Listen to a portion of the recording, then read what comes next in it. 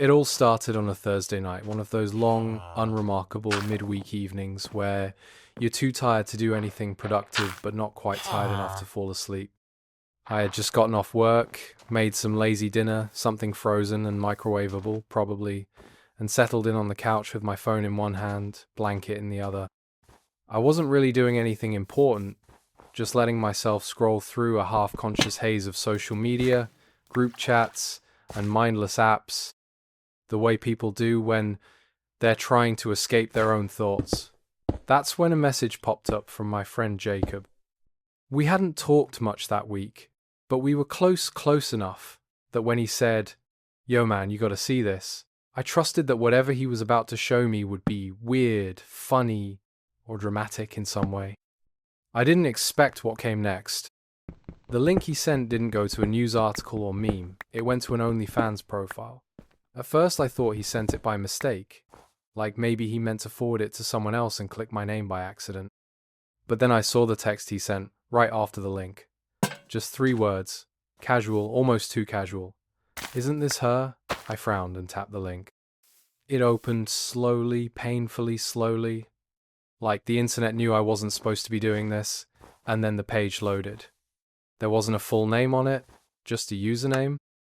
But the profile picture, even though it was cropped and filtered and angled just enough to maintain plausible deniability, was unmistakably her.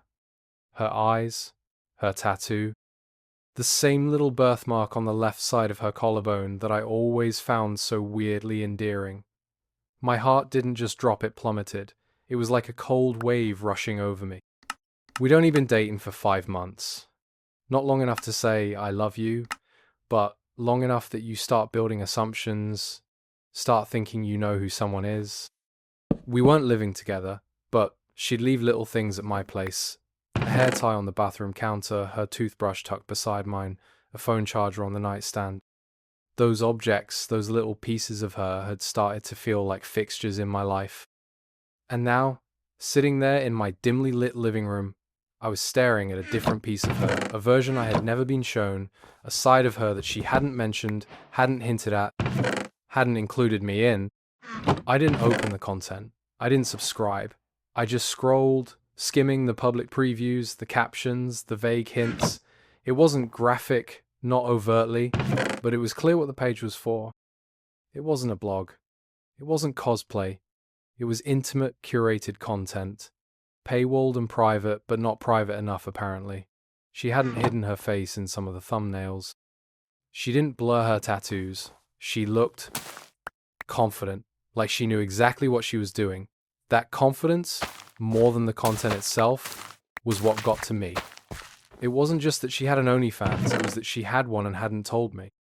That she had this whole other identity, a whole other way of being seen, and never thought to include me in it or even tell me it existed.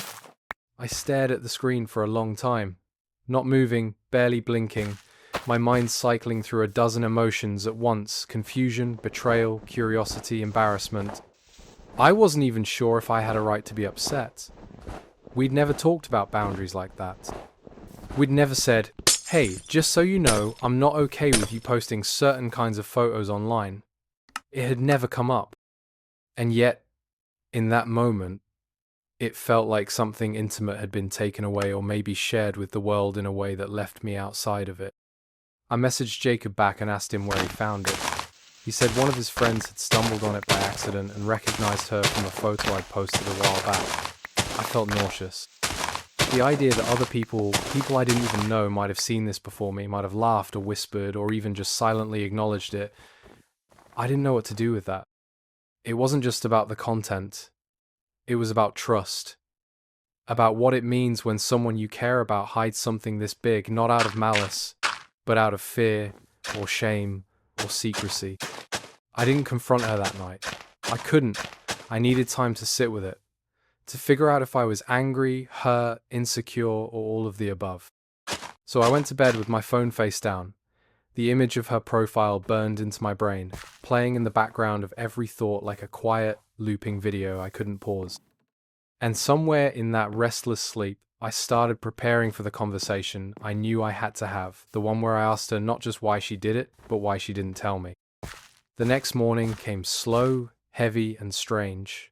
I woke up with that dull pressure behind my eyes, the kind of weight you carry after a night of uneasy sleep and even uneasier thoughts.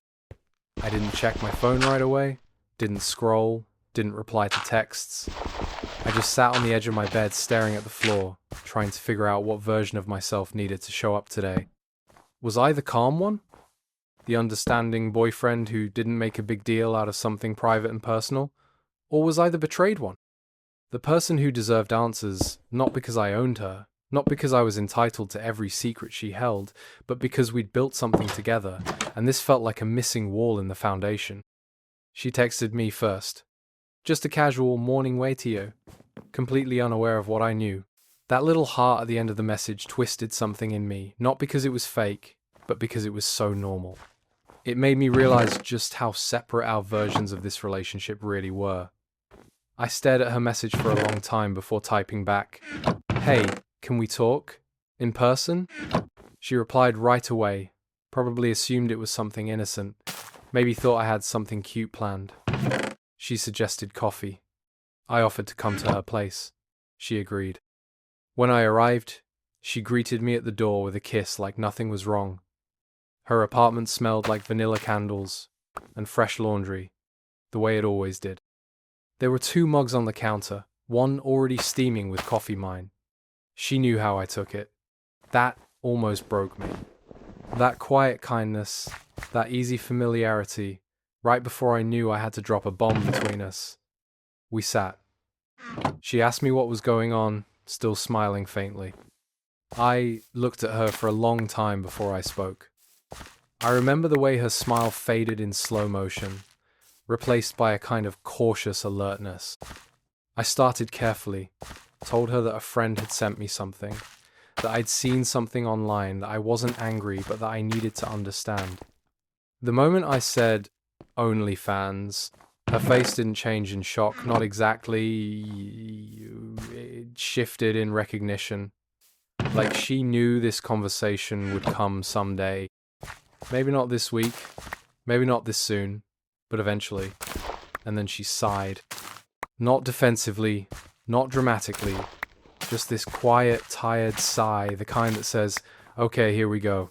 She looked me in the eyes and said, "Yeah, I was wondering when that was going to come up." Her voice was steady, but there was a weight behind it, a heaviness that wasn't sadness or guilt exactly, but something deeper, more layered. She didn't flinch or cry or try to deny it. She just looked at me with this calm, direct honesty and said, "I started it about a year before we met. I was in a bad place financially. I just moved out on my own. I was juggling 2 jobs and still barely scraping by. I didn't have help. I didn't have backup. I needed to find a way to survive." I sat there quietly, listening. I wanted to interrupt. I wanted to say, "You should have told me," but something told me to wait, to let her get it all out, not for her sake, but for mine. She continued, explaining that it wasn't something she did lightly. It wasn't about attention or validation. It was a business. She had boundaries, rules. She never met up with anyone, never responded to DMs, never shared personal details.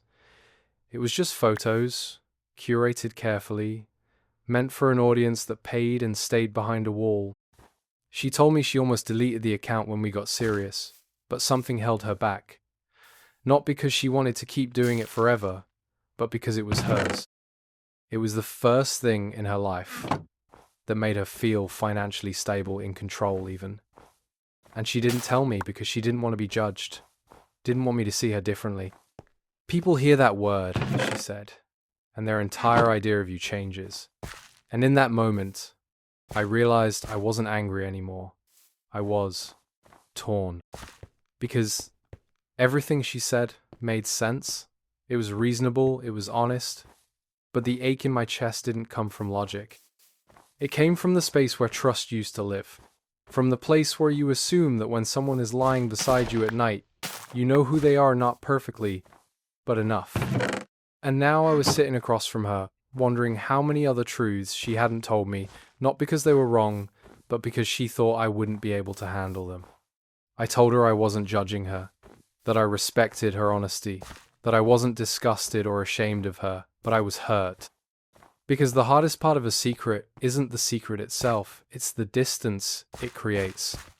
It's the fact that while I was lying next to her all those nights, thinking we were transparent with each other, she was carrying something heavy and never thought to share it. Not because she didn't trust me, maybe, but because she didn't know if I could be trusted to see her and not run. She nodded slowly. And then she said something that stuck with me. It's not that I didn't want to tell you. It's that I've had people change on me the moment they knew, and I liked who you were before you knew. The silence that followed wasn't sharp or uncomfortable, it was just full of questions that didn't need to be asked out loud, and answers that neither of us could phrase clearly yet. She sat with her hands loosely wrapped around her coffee mug, eyes tracing invisible lines on the table, and I sat across from her feeling both close to and distant from her in a way I hadn't experienced before. This wasn't the kind of problem where one of us had clearly messed up, where blame could be neatly assigned like a chore on a calendar. It was deeper than that. A quiet reckoning with the fact that even in love, maybe especially in love, we are all carrying pieces of ourselves the other person might never fully understand. I'm not proud of it, she said finally, but I'm also not ashamed of surviving. I nodded, not because I agreed or disagreed, but because it felt like the only response I could give that didn't oversimplify what we were sitting inside of. This wasn't about morality or judgment or trying to fit someone's past into a clean little box labeled acceptable. It was about the unspoken contract we all sign when we choose to be with someone that promised to be known, and the fear that when we are, it might be too much. We talked for a long time after that. No yelling, no dramatics, just quiet honesty passed back and forth like warm bread on a cold day. She told me about the boundaries she had, how she never let it bleed into real life, how she always felt like it was just one compartment in her life, sealed off and private. I told her that it wasn't the photos or the platform that hurt, it was the feeling that I had been kept in the dark about something that had clearly mattered, whether she wanted it to or not. Eventually, I asked her the question that had been sitting in the back of my throat since the beginning. If I never found out, would you have ever told me? She looked up at me slowly, and the answer was already in her eyes. I don't know. And that's when I knew. I wasn't angry, I wasn't betrayed, I wasn't disgusted or broken or furious. I was sad. Because love, at its best, is built on wanting to be fully seen and still chosen. And now I was realizing that maybe, just maybe, we hadn't quite built ours that way yet. Or maybe we had, and this was the part where we learned what still needed to be built. She reached across the table then, not to beg or apologize, but just to touch my hand. And when her fingers met mine, something in me softened. Not everything was okay. Not everything would be. But in that small gesture was the truth we didn't have words for. We were still here. Still trying. The days that followed were quieter than usual, not in a cold, punishing way, but in a way that made everything feel like it had been freshly dusted with snow. Gentle, muted, cautious. We didn't pretend nothing had happened, but we also didn't force ourselves to have every conversation right away. Some things need space to echo before they're fully heard. I went about my routines, work, groceries, that never-ending pile of laundry, and she did the same. But there was this new thread between us, something unspoken but felt like the low hum of electricity just beneath the walls. When we spoke softer. When we laughed, it was quieter, like we were testing how far sound could travel without breaking the silence we'd grown into. One evening, a few days after everything unfolded, we sat on the couch together, each in our own little corner of the cushions, a blanket draped between us, like neutral territory. She was scrolling on her phone, and I was absent-mindedly flipping through a book I wasn't really reading. I closed it after a while and just said, I don't know what to do. And I meant it, not in a hopeless way, but in the raw human way that confesses, I don't have a guidebook for this. I don't know what moving forward looks like when the past was hidden in plain sight. She looked over, put her phone down, and pulled her legs up under her. Neither do I, she admitted. But I don't want to lose what we have. and I don't want to keep any more distance between us. And that was the first time we started to rebuild, not because we had the blueprint, or because everything was suddenly fixed, but because we were both willing to stand in the mess and not turn away. We talked late into the night that evening, about boundaries, about honesty, about what trust looks like when it's been cracked but not shattered. I asked if she still planned on keeping the account, and she said she hadn't decided. She was thinking about taking it down, not because of shame, but because she realized she didn't want a life where parts of herself had to be walled off anymore. Not from me, not from the person she loved. We talked about who we were before we met, and who we wanted to be moving forward. It wasn't dramatic or cinematic, no sweeping music, no tearful hugs. Just two people finally sitting all the way down with the truth and seeing what parts of it still belonged in the house we were trying to build together. I won't lie and say that everything was perfect after that. Trust, once bent, doesn't snap back into place. It reshapes itself, learns new ways to be strong. But what I will say is this. We didn't give up. We leaned in. We started over not from scratch, but from truth. And that's always the better place to begin. The choice to stay together didn't come in a single moment. There was no grand decision or bold declaration, no dramatic line like, "We're going to make this work," echoing in a movie climax. Instead, it unfolded quietly, like early spring thawing the last frost from the edges of winter. We simply kept showing up. She kept making space for my hesitation, and I kept making space for her truth. Not perfectly, not every day, but consistently enough that it mattered. We'd sit on the floor with takeout between us and talk about ordinary things, work, gossip, weekend errands, that neighbor upstairs who vacuumed at midnight. And somehow, within those small, forgettable hours, we started to remember who we were to each other before the revelation, and also who we were becoming after it. It was tempting to pretend the pain had vanished, that the trust had magically reformed overnight like healing skin. But we didn't lie to ourselves like that. We knew better. What we had now was something slower, quieter, more deliberate. It wasn't the effortless trust of the beginning, but the hard-earned kind. The kind that says, "I see you fully now, and I'm still here." We each had to unlearn the myth that love should be easy or that transparency came naturally. We had to build new rituals, weekly check-ins, clearer communication, conversations about what felt safe and what didn't. We joked that we were like two amateur carpenters trying to rebuild a deck with crooked nails and borrowed tools, but we kept hammering anyway, proud of every beam that held. And as we moved forward, I noticed how differently I looked at her now, not with suspicion, but with depth. I no longer saw her through the lens of one secret, one choice.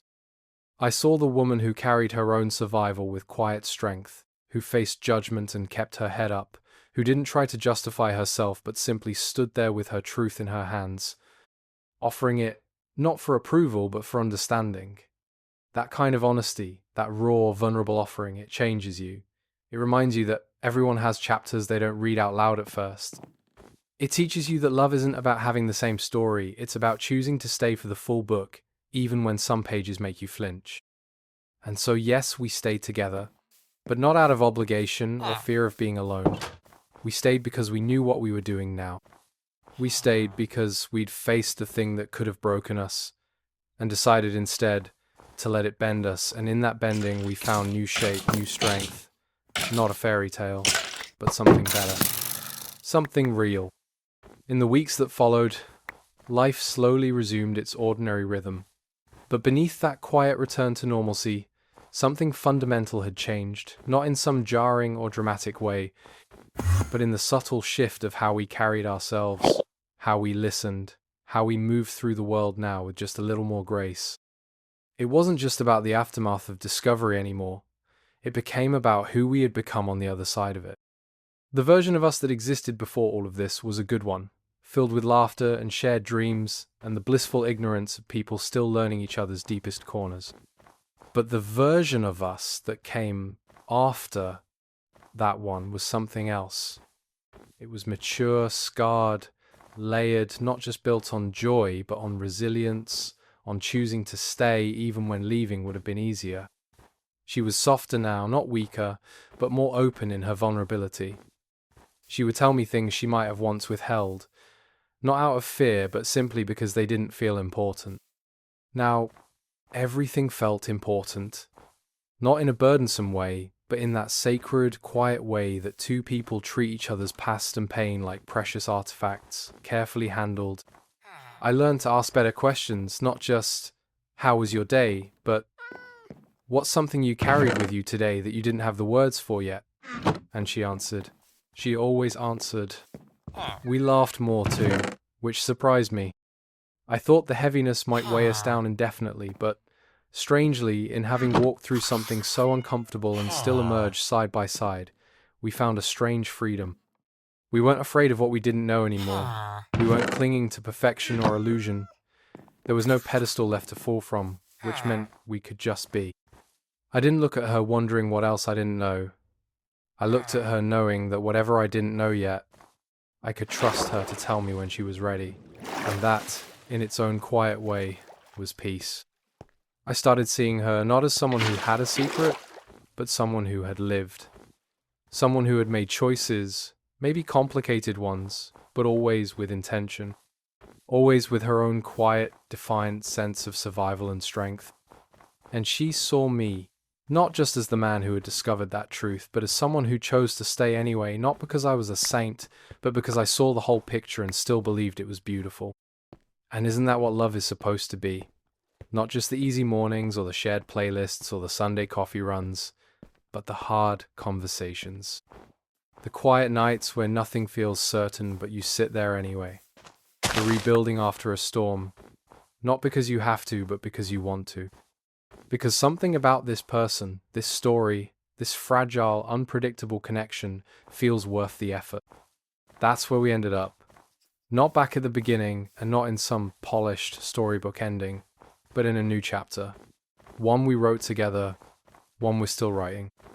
And now, as I look back, not with regret, not even really with nostalgia, but with a kind of earned quiet, I realize that the moment I found out wasn't the ending. It was the beginning. The beginning of a deeper understanding of what love really looks like when it's stripped down to its bones, when it's no longer about compatibility or chemistry or common interests, but about what remains after disappointment, after fear, after the kind of truth that could crack something wide open. And maybe it did crack us open, but instead of breaking, we widened, we made room. I learned that you don't truly know someone until you've seen the version of them that's scared of being seen. Until you've heard the story they weren't sure they'd ever be able to tell you, and you hold it not with judgment, not with self-righteousness, but with the trembling care of someone who knows just how much it costs to speak out loud. And if you're lucky, if the connection is real and the timing kind, you get to see what grows in the space after that moment. The quiet love that doesn't rush, doesn't demand an answer, doesn't need everything to be easy, just real, just chosen. What surprised me most wasn't that we stayed together. It was that I felt closer to her after everything. I saw her more clearly, and instead of recoiling from the complexity, I leaned in. Because isn't that what we all crave, in the end? To be known, not just in the polished, filtered version we present to the world, but in the unfiltered, complicated truth of who we are when no one is watching. To be seen not as a mistake, or a label, or a sum of choices made, but as a human being, worthy of compassion and care and maybe even redemption. This story isn't a cautionary tale. It's not a moral lesson. It's not a dramatic twist with a clean ending. It's just one version of what happens when people bump up against each other's full humanity and choose not to run. It's about how messy and strange and occasionally awkward love can be, and how beautiful it becomes when we stop pretending it should be anything else. So if you're sitting there, quietly reflecting, maybe even questioning some corner of your own life you've tried not to look too closely at, I hope this reminds you that you're not alone. That love is complicated, yes, but it's also forgiving. That trust can be rebuilt, slowly, brick by brick. That even when you think you've seen the end, there's often still another chapter waiting to be written, softer, slower, but just as full. And maybe that's the real takeaway here. Not that we stayed together, not even how it all happened, but that we both decided day after day to stay open, to keep building, to risk being fully known. And in that risk, we found something deeper than comfort. We found something true. It started, like a lot of terrible things do, with a little bit of silence. Not the kind that hangs heavy in the room like tension before a fight, but the quieter kind, the kind that creeps in when someone starts pulling away and you haven't quite realized it yet. We'd lived together for about 7 months. It was supposed to be temporary. I had just started a new job in the city, couldn't afford rent alone, and a mutual friend had connected us, said we'd totally get along. And for the most part, we did. Or so I thought. His name was Connor, and he was the kind of guy who seemed too laid back to be a problem. He never got in anyone's face, didn't throw parties, didn't leave dishes in the sink for days. He worked evenings as a bartender, so we didn't see each other much, but when we did, it was mostly fine. Not best friends, but not awkward strangers either. Just neutral, harmless. The kind of roommate situation you cross your fingers for when you're scrolling Craigslist or begging Facebook groups for a decent lead. The first sign that something was off came when I got home late one night to find my bedroom door open. It was small, just slightly ajar, but I always closed it when I left habit, nothing more. I shrugged it off. Maybe I hadn't pulled it all the way shut. Maybe the latch was loose. Maybe Connor had borrowed something he'd done that before, used my charger once and always told me after. No big deal. I let it go. But then, a week later, I noticed my watch was gone. A nice one, a graduation gift, something with real sentimental weight. I searched everywhere. Checked bags, drawers, under furniture, nothing. I asked him casually at first, "Hey, have you seen a watch? Silver, leather band?" Might have dropped it somewhere weird. He blinked like the question had caught him off guard. Said no, hadn't seen anything, offered to help look, but something in his voice didn't sit right. That kind of polite helpfulness that feels rehearsed. I brushed the thought aside. Paranoia. Stress from work. But then my headphones disappeared. Then $20 I knew I had in my wallet. And suddenly, I was paying attention to the silence. It was subtle, at first, the shift in energy. I started noticing little things out of place. A drawer that had been opened and not closed all the way. A bottle of cologne missing, then mysteriously reappearing a day later. My browser history cleared. The kind of things you don't want to believe mean anything, because the alternative means you're living in a space where trust is already gone, where paranoia has replaced comfort. So I kept telling myself it was nothing. Maybe I forgot I moved that cologne. Maybe I cleared my browser and just forgot. We all misplace things. We all make mistakes. But it's funny how once you start suspecting someone, everything starts looking suspicious. You become hyper aware of sound, of movement, of their tone of voice when they say good morning or ask if you're doing okay. I found myself studying Connor more closely. The way he hovered near my door sometimes when he thought I wasn't paying attention, how he'd casually ask questions that seemed a little too specific. "You still wearing that silver watch? The one your mom gave you?" Or, "You get paid this week?" Stuff you might not think twice about if you weren't already on edge. And I was on edge, more than I wanted to admit. I bought a little camera. Nothing big, just a tiny one that looked like a USB charger. Stuck it in my bookshelf facing my desk. I didn't tell anyone. I didn't even feel good about it. It felt like a violation, like I was sinking to a level I didn't want to be on, but I needed to know. I needed proof, or I needed peace of mind. What I got instead was a video, grainy and quiet, of Connor standing in my room while I was at work. Hands in his pockets, looking around.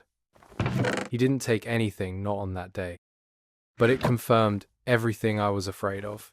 He was going through my things, he was watching me without saying anything, and I was officially living with someone I couldn't trust. I confronted him that night. I waited until he got back from his shift, leaned against the kitchen counter with my arms folded, the video already queued up on my phone. I didn't shout. I didn't accuse. I just held out the phone and said, "Want to explain this?"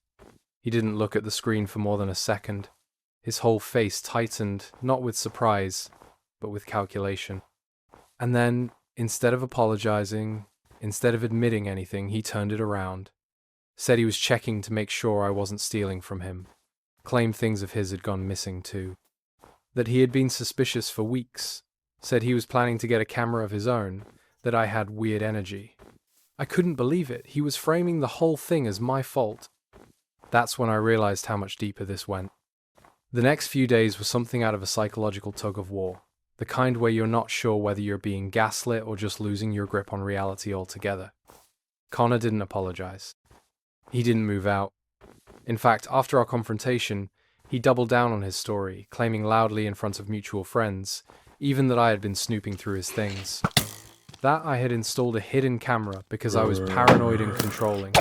He started laying the groundwork with precision, and I couldn't help but wonder how long he'd been planning this. Or if he even needed to plan. Some people, I've learned, are just naturally manipulative, instinctively skilled at flipping a narrative until you start to doubt your own memories. But it didn't stop with talk. I started getting texts from people I barely spoke to, asking if I was okay. Someone said they'd heard I was going through something. Others said they didn't want to get involved, but were concerned. I didn't understand what was happening. Until one day, I came home and my locked bedroom door was wide open again. On my desk was a plastic bag full of what looked like little foil wrappers and some rolled up dollar bills. I knew what it looked like. I knew exactly what Connor wanted it to look like. I laughed. Not because it was funny, but because it was so ridiculous, so bold. Like something out of a bad movie. I hadn't touched anything. I didn't even enter the room. I grabbed my phone, took photos of everything exactly as I found it. I even called a friend over to witness it, someone mutual who didn't have skin in the game. And then I called the landlord, told him everything, the video, the planted evidence, the fake rumors. To his credit, the landlord took it seriously. He said he couldn't evict Connor without real cause, but he agreed to install a second lock on my door and offered to help mediate the living situation. He knew something was off. Connor, of course, denied everything, played the victim, claimed he found those things in his room and was just moving them, that I was trying to frame him, that I was turning people against him, that he felt unsafe. The word unsafe carries a lot of weight now. You throw it into a sentence and suddenly everyone listens, even if it's a lie. And while he never had any real evidence, he had something more dangerous, a calm voice, a straight face, and a lot of patience. The kind of patience that lets a lie spread like slow poison. I started packing my things that night. Not because I was giving up, but because I realized something. Sometimes you don't win by proving someone wrong. Sometimes you win by stepping away, taking your dignity with you, and refusing to let someone else rewrite your reality. And so I moved out. I found a small studio a few blocks away, tight and a little overpriced, but clean, safe, and mine. And when I locked the door behind me that first night, I cried. Not because I was scared anymore, but because I was finally free. You never really notice how small an apartment is until it feels like someone's watching your every move. Not your roommate, not a neighbor, but someone who doesn't even live there. Someone who shouldn't even have a key. It started off subtle, the kind of things you brush off with a forced laugh or a shrug, like your roommate's mom visiting a bit too often, or her voice echoing through the paper-thin walls as if she were in her own home. At first I thought, okay, they're close, no big deal, I can adjust. I'd just moved in, and though the place was tiny, 2 bedrooms, one cramped living room that bled into the kitchen, a bathroom the size of a broom closet, it felt like a fresh start. I was trying to be flexible, generous. I told myself that this was just a phase, just a family thing. But then, the toothbrush. Mine. Gone. And in its place, hers the mom's. Sitting in the little ceramic cup by the sink like it belonged there. I stood there staring at it for a long time. It wasn't just the brush, it was the message. I hadn't said anything yet, because I didn't want to start drama, But suddenly she wasn't just visiting, she was settling. She was comfortable enough to leave toiletries in our shared bathroom.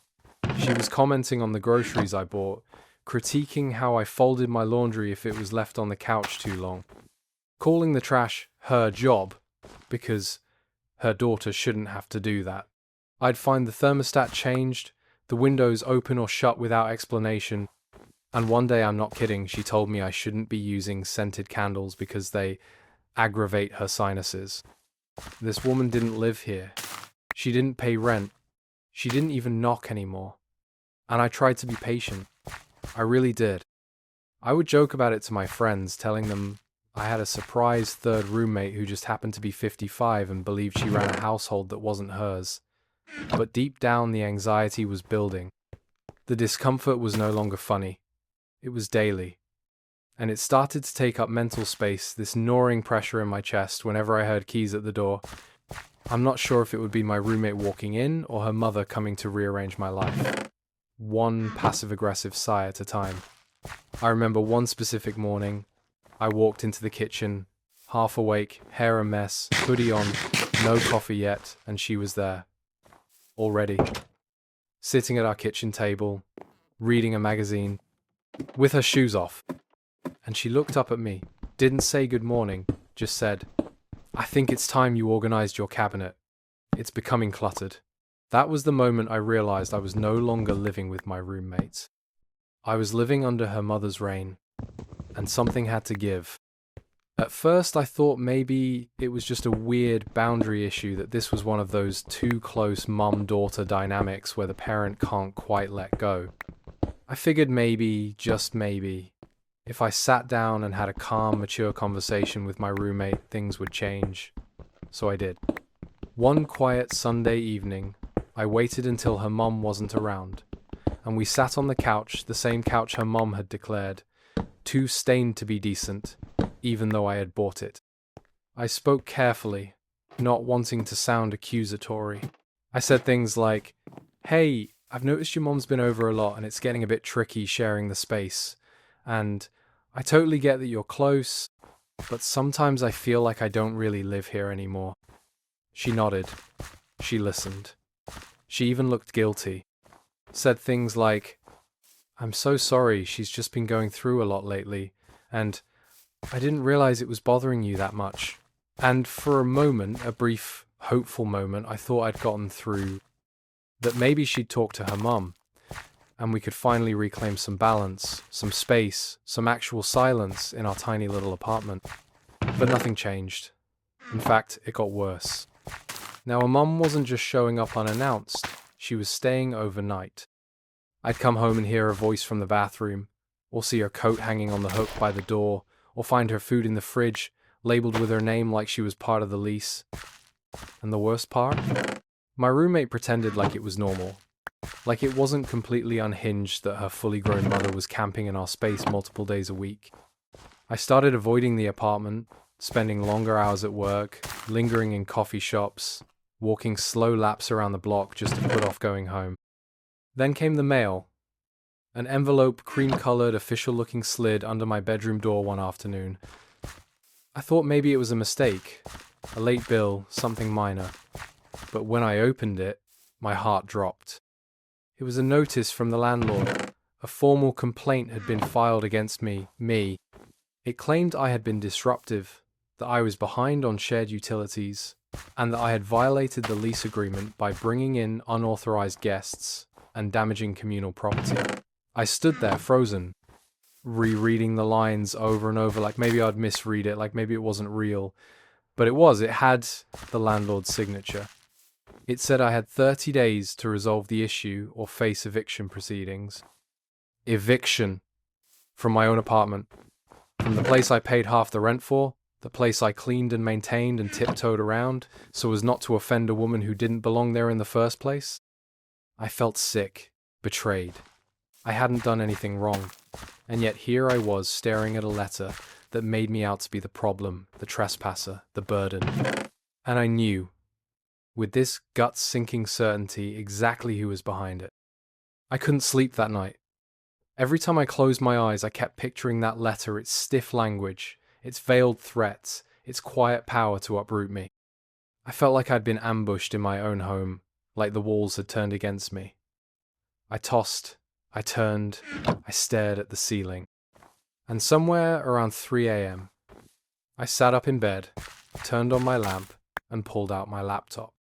I started going through every receipt, every Venmo payment, every utility bill just to reassure myself I wasn't crazy, that I'd always paid on time, that I'd been clean, respectful, cooperative, that I didn't deserve this. And as I sat there scrolling through digital breadcrumbs of my own fairness, my own effort to keep the peace, I realized this wasn't a misunderstanding, this was a hit job. The next morning, I asked my roommate if she'd seen the letter. She said yes, like it was just another piece of junk mail. I asked her if she knew anything about how it got sent. Her eyes shifted. She looked guilty. And then she said, "I think my mum might have talked to the landlord." That sentence hit me like a slap. I asked what she meant, why her mum would be talking to our landlord at all. And her reply, hesitant and weak, made my stomach turn. She said she was just trying to protect me, that she didn't like how things were going. That was it. That was her justification for unleashing a legal threat on me, some vague, controlling impulse disguised as protection. I asked if her mum told the landlord that she owned the apartment, and my roommate went pale.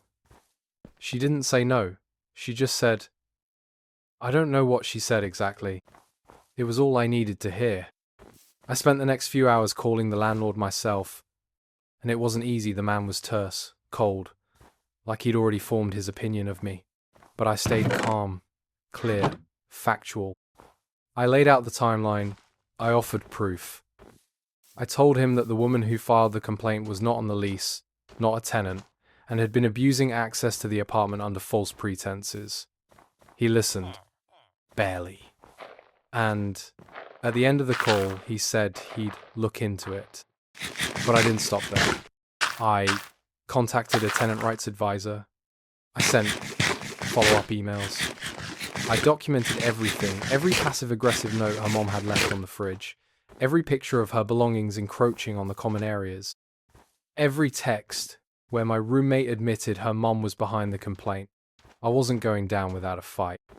I had lived too quietly, bent too far, tolerated too much to let someone waltz in and rewrite the story to paint me as the villain. That weekend, I came home to find the locks had been changed. Not fully, not officially, but the key I'd had for 8 months no longer worked in the front door. My roommate wasn't home. Neither was her mum. I stood there on the sidewalk, holding groceries in one hand and my useless key in the other, blinking back a surge of disbelief. And that was it. That was the last straw. The gloves were off. I stood there for a long time, key in hand, bag slowly growing heavier at my side, wondering whether I should laugh or scream. Because this wasn't just petty anymore. This was actual sabotage. The kind of move that comes from someone who knows just how to weaponize plausible deniability, who thrives in the murky in-between of legal grey areas and personal discomfort. I ended up calling a locksmith not to change the locks again, but to confirm whether mine had actually been tampered with. He arrived, gave the mechanism a quick once-over, and told me with a shrug that yes, someone had swapped the interior tumbler, probably just within the past day or two. I thanked him, paid him out of pocket, and sat on the front steps for almost an hour, trying to wrap my head around what was happening. I wasn't just fighting for space anymore. I was fighting for the basic dignity of being allowed to exist where I live. When my roommate finally came home that evening, carrying her phone and an iced coffee like nothing had happened, I confronted her not with rage, but with exhaustion. I asked her directly if her mum had changed the locks. She didn't deny it.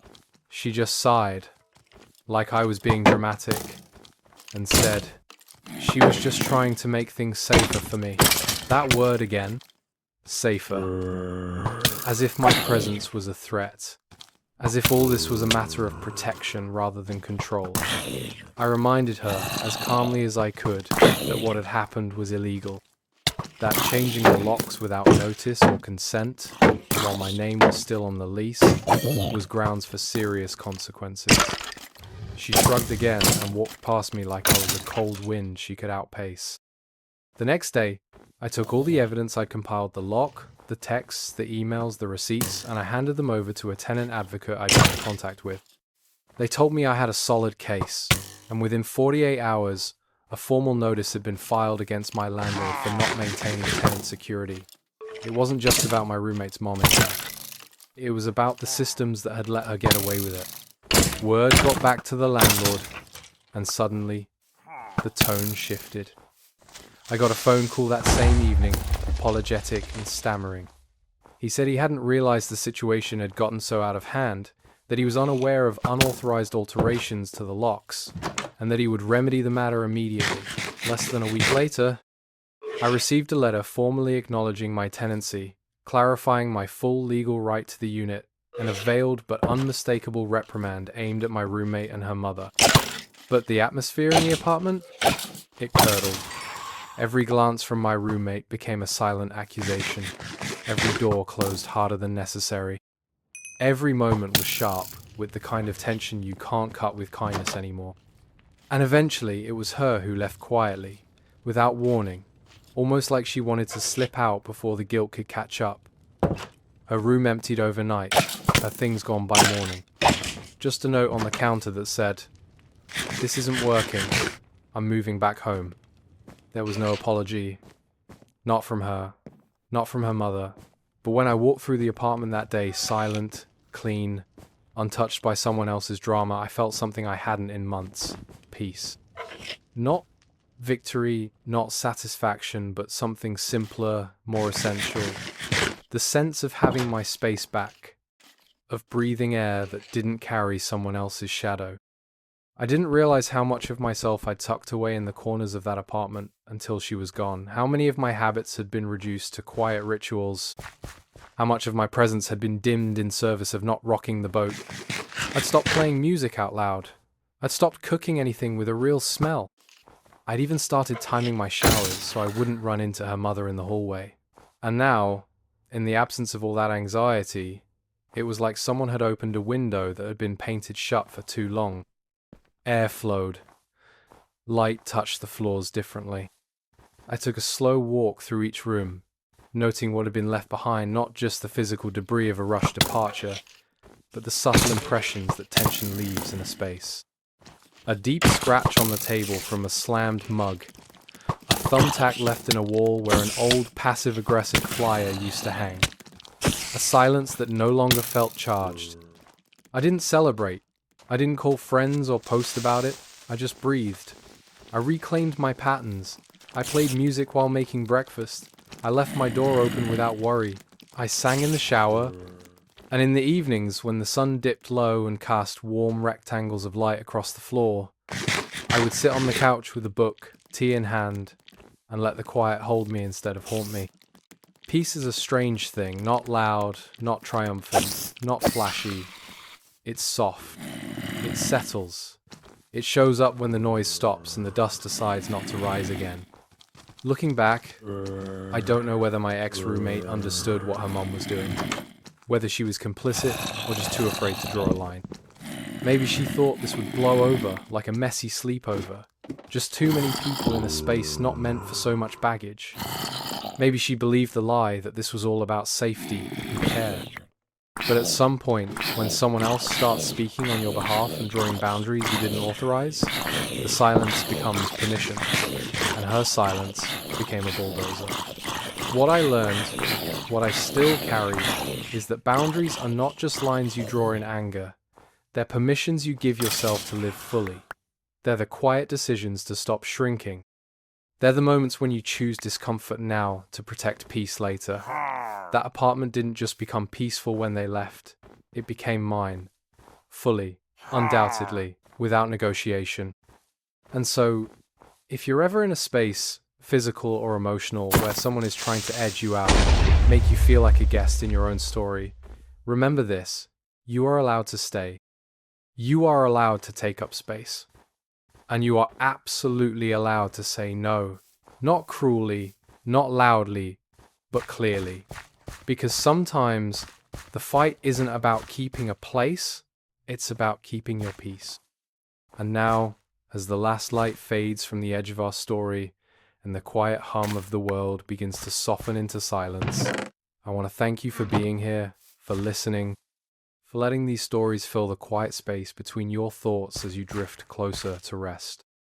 Whether you were fully tuned in or only half hearing words as the rhythm of the night carried you further into calm, it means something that you chose to spend this time here, letting a voice guide you gently through someone else's memories, someone else's strange turns and stumbles and recoveries.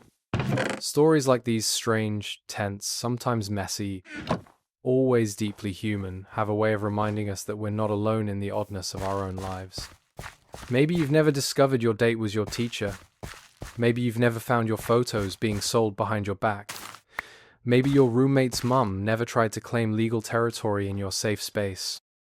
But still, there's something familiar in the feelings, the confusion, the violation, the defiance, the quiet reclaiming of your voice.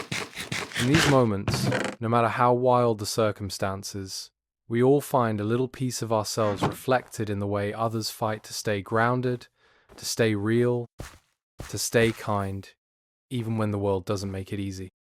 So as you lay here now, wrapped in stillness, maybe with the soft glow of the screen dimming or a favorite blanket tucked just right, let this be a small reminder. Your peace is yours to protect. Your story, however simple or strange or slow to unfold, matters. You don't need to perform for it to be valid. You don't need to be loud for it to be heard. You're allowed to rest, to rebuild, to let go of whatever didn't serve you today. Let the tension fall from your shoulders.